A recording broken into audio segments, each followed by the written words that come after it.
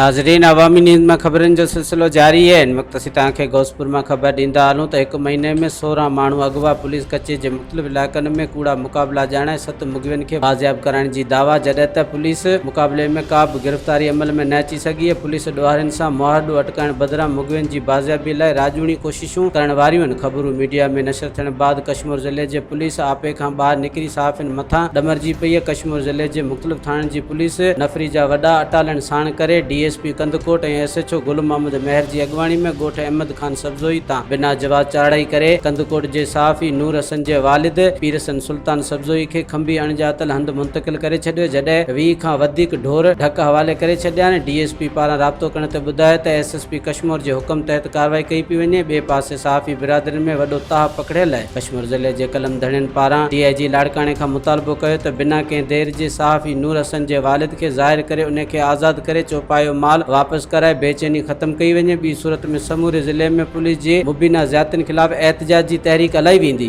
मज़ीद खबरों और तफसीलात के लिए विजिट करें हमारी वेबसाइट www.awamiNewsHD.com।